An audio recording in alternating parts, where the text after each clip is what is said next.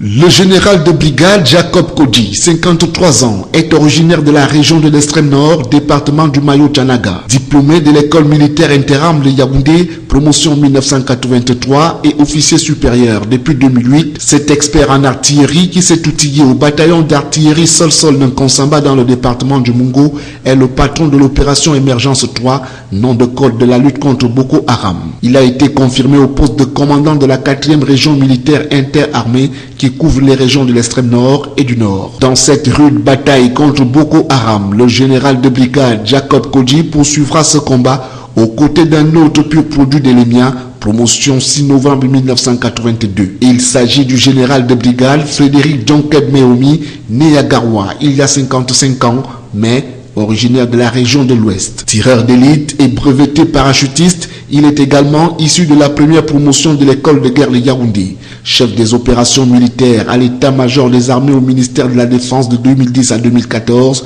le général de brigade Frédéric Djonkeb est le commandant de la 3e région militaire interarmée. Pour les mêmes besoins de la cause, 2 autres généraux à l'honneur ce 21 août 2015 ont été mis à la disposition de la force multinationale mixte de la commission du bassin du lac Tchad. Le premier, le général de brigade Valère Nka, en sera le commandant Ansgon. Âgé de 59 ans, originaire de la région du centre, département de la Léquié et diplômé de l'EMIA, il a occupé, avant sa brillante promotion, d'importantes responsabilités au sein des unités de défense de la République, notamment au secrétariat militaire et dans les régions militaires interarmées. Avant sa nomination, le général Valère Nka était attaché de défense auprès du haut-commissaire du Cameroun au Nigeria. Le second haut gradé détaché auprès de la force multinationale mixte de la CBLT est un homme discret et efficace. Âgé de 57 ans, le général de brigade Bouba Dobekreyo a été admis à l'EMIA en 1983 après un passage à l'ex-faculté de droit et des sciences économiques de l'université de Yaoundé. Après avoir prouvé son efficacité dans la conquête de la presqu'île de Bakassi,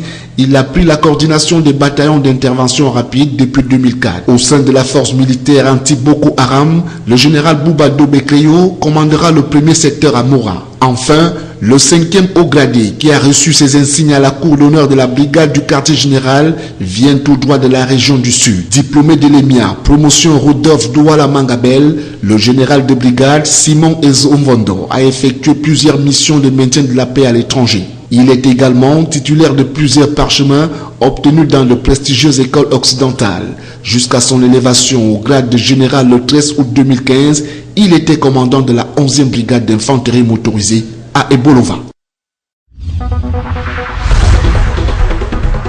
Suite à la visite du recteur de l'université d'Ngaoundéré à Garoua il y a quelques jours pour la délocalisation de la faculté des sciences politiques et juridiques de l'université d'Ngaoundéré au nord, le maire de la commune d'arrondissement de Garoua 1er dans le département de la Benoué a jugé nécessaire d'organiser une session afin d'en parler avec tous les conseillers qui sont pour certains élites, pour d'autres parents et représentants du peuple.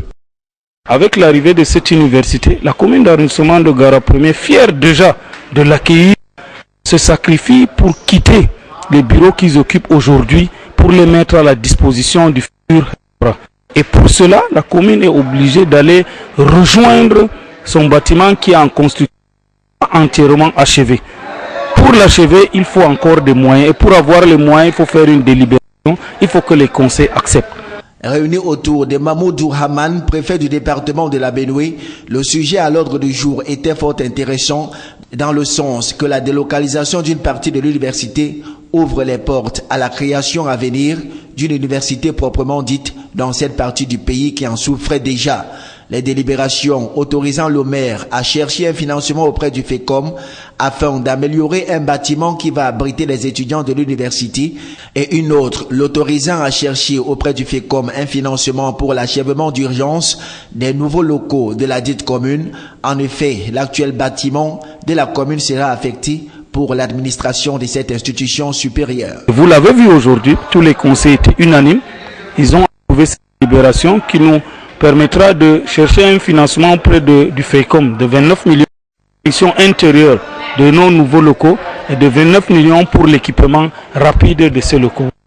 Les conseillers de cette commune, dans un climat serein, ont adopté à l'unanimité les 6 délibérations.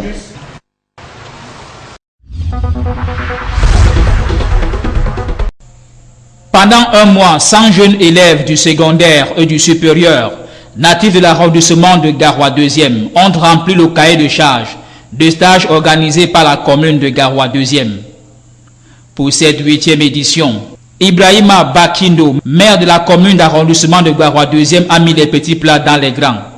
La vaste campagne de sensibilisation des ménages sur des questions qui touchent le quotidien de sa population était l'un des points forts de cette année.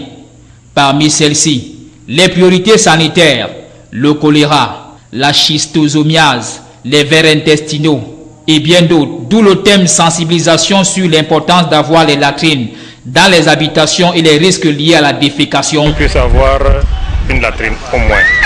Et que la défécation à l'air libre qu'il a constatée dans la ville de Garoua, cette ville qui se prépare à abriter la CAN en 2019.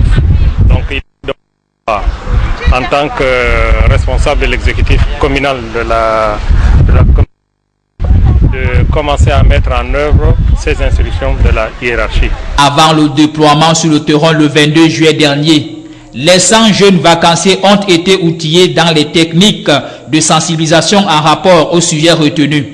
Sur les 47 quartiers que compte l'arrondissement de Garoua 2e, 30 ont été sensibilisés. 19 887 ménages et 14 706 latrines recensés, 267 ménages sans latrine et 27 cas de refus de coopérer.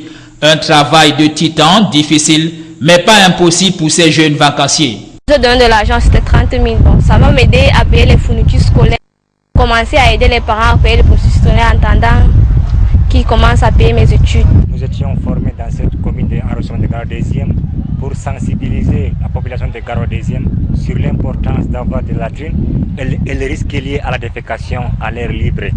Vraiment, je suis très émerveillé par cette formation. Ça m'a apporté un plus dans ma vie et j'ai eu à sensibiliser beaucoup de personnes sur l'importance d'avoir les latrines. Chaque stagiaire est reparti avec son attestation de fin de stage et une enveloppe de 30 000 francs CFA, de quoi encourager les parents qui s'activent déjà à préparer la rentrée scolaire 2015-2016 qui s'ouvre le 7 septembre prochain sur l'ensemble du territoire pour le primaire et le secondaire.